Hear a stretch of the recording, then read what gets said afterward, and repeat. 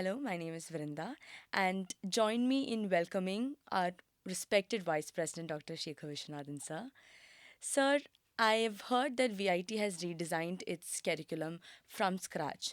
So, what is that one subject or skill that you would like to make it mandatory for all students, regardless their branch? Let me explain how the new system works. We call it ACE, Adaptive Curriculum for Excellence.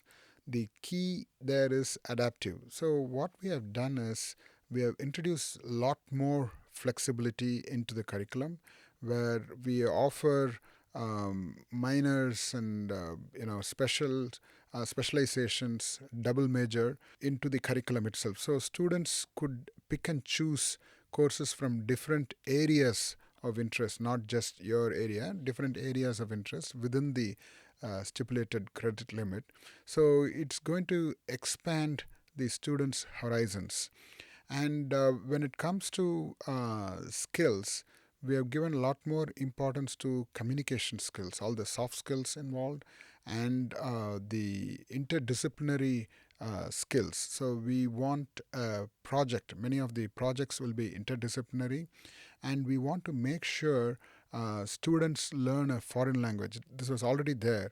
For every BTech student, one foreign language is Yes. mandatory. We are making sure that ethics is part of this, environmental science is part of this. So we have numerous such features. There is already a subject called Tech Answers for Real World Problem Solving. We call it TARP.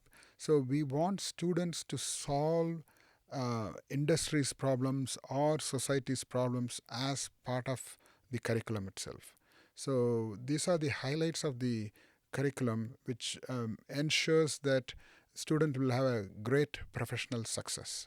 I'm sure, sir, because it's a vast, diverse variety of skills and subjects. I'm sure it will be a great experience for all the students out there. Thank you. So, like you said, knowledge is constantly evolving in today's world.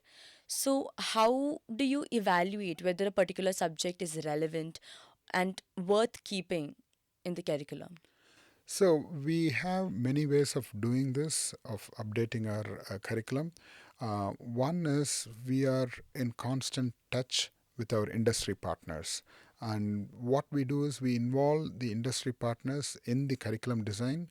And when we change also, our industry partners are also advising us. So that's one way of doing it. The other one is most of our faculty are involved in research in their fields. So they know what is latest in the field and what is gone out of date.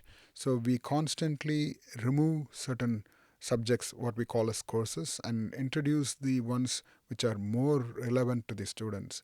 So we also get feedback from our alumni. Our alumni is our biggest strength.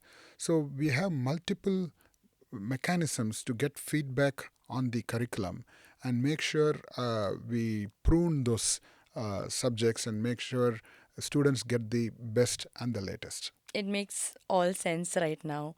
And I'm sure so many of the questions that students have in their mind have been cleared now. Thank you. So, this new curriculum sounds very interesting. So, could you just elaborate more for the students out there? So, this ACE curriculum is student centric. We want to make sure students have an experiential learning. So, we have introduced a lot more project based learning, and we have made innovation as part of the curriculum. And entrepreneurship is going to be a mandatory course in the curriculum. So we want to produce more entrepreneurs out of VIT. And when you make innovation as part of the curriculum, for example, hackathons are going to be part of the assessments. So we call it the winner program, VIT Innovation in Education and Research, where students get to do hackathons of solving the industry's problem and getting the industry experts as the judges. So such innovations in the curriculum is going to help these students prepare for an AI world. It's going to be a changed world, so we want to make sure our curriculum matches with the changed world. Sir, the next question is a very relatable question. There are so many students out there who feel very left out or lost because they can't handle their academics and extracurricular. So, what is the one advice that you would give so that they can handle both together and have a very happy college life? So, what I always say is what you learn outside the classroom in VIT is more than what you learn inside the classroom. But I don't want the students to feel the pressure. So, take it easy, start small. I know it could be overwhelming because it's a big campus and students from all over the world study here. What I would suggest is, you know, you could think of starting only like 2 hours a week. For example, the Wednesdays we have the intramural hours from 11 to 1. So start something, join one club and practice. And we have the evenings and weekends where you could need not participate in a competition, just go and see a program and start it small. We have plenty of music rooms, dancing places, and so many other extracurricular activities going on. So just go and see those programs and then slowly join in one of them. So if you take it gradually, I'm sure eventually you will find that you are so engrossed in it, you will not feel lost. Yes, sir. I'm sure all the students out there are getting into these diverse clubs and looking out. Your advice would be taken. Thank you so much, sir. Sir, I'm in my fourth year currently, and our next phase of life is going to start. And including that, there are so many juniors who've just started their journey in VIT. So, what is that apart from academic and technical skills? What is that one core quality that you would like to tell us so that the students, when they leave VIT, they carry it with them forever in their life? Good. It's very tough to give just one, but Yeah. if you ask me which is the most important skill, I would say networking. Networking skill, as you might have already known during your college time, it helps you in a great extent. And this networking skill, I'm talking about professional network here, not just your social network, the professional network is going to help you grow in your career. You need to find a mentor and make sure you have connections. So later on, when you want to grow in your career or become an entrepreneur, your network is going to be your net worth.